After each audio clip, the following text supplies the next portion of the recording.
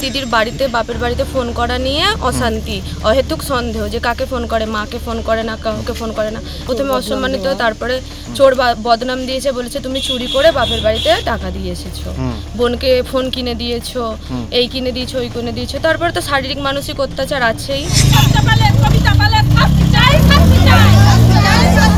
জামাইবাবু সেও খুব একটা ভালো ব্যবহার করতো না, সে বাবা মাকেই সাপোর্ট করতো, যে বউ তাকে যে সাপোর্ট করে তেমন কিছুই না।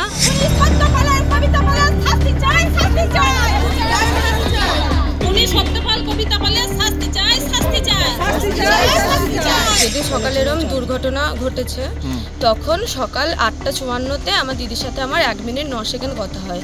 তো দিদির আমাকে স্বাভাবিকই কথা বলছিল, কথা বলতে বলতে বলে মা কোথায়, তারপরেই ও চঞ্চল হয়ে পড়ে এবং বলে যে দাঁড়া দাঁড়া বোন, তোকে আমি একটু পর ফোন করছি। তারপরে সময় চলে যায়, আমরাও ভাবি যে স্বাভাবিক হয়তো কেন ফোন করছে না। তখন 10:30 বাজে, আমার বাবা চেন্নাই থাকে, চেন্নাই থেকে দিদিকে ফোন করেছে দিদির খোঁজ খবর নেওয়ার জন্য। তখন ওর দূর সম্পর্কের একটি যা টুম্পা পাল বাবার ফোনটা ধরে এবং বাবাকে বলে যে আপনার মেয়ে ফাঁস লাগিয়েছে, আপনার ছোট মেয়েকে আর আপনার স্ত্রীকে কাল না হসপিটালে পাঠিয়ে দিন। তো বাবা ওখানে অসুস্থ হয়ে পড়ে। তারপরে বাবা 11:15 নাগাদ আমাদের ফোন করে ওই খবর দেয়। তো আমরা হসপিটালে গিয়ে দেখি দিদিকে অ্যাডমিট করা হয়নি, দিদিকে একটা বেডে শুয়ে রাখা হয়েছে এবং ও বাড়িতেই ডেট হয়ে গেছে। আমরা বলাগড় থানায় আসি, অভিযোগ দায়ের করি। আজকে 27 দিন হয়ে গেল, তারা অ্যারেস্ট হচ্ছে না। আপনারা অভিযোগ করার পর কদিন পর স্বামী অ্যারেস্ট হয়? স্বামী সেদিন রাতে বা পরের দিন সকালে অ্যারেস্ট হয়নি, ওকে মানে ও স্যারেন্ডার করেছে বলে ওকে অ্যারেস্ট করা হয়েছে। আজকে আপনারা এখানে কেন?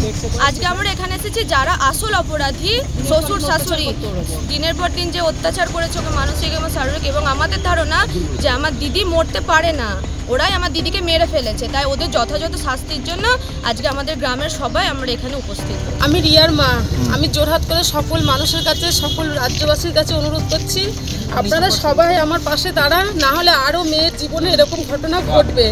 আর কবিতা পাল আর সত্যব্রত পালদের মতো মানুষদের শাস্তি দেওয়ার জন্য সবাই আমার পাশে আসুন।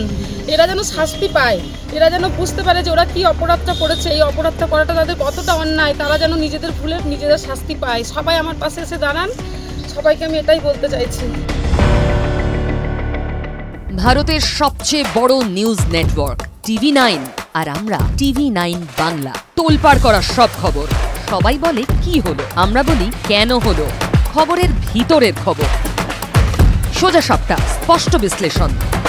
TV9 বাংলা, না দেখলেই নয়।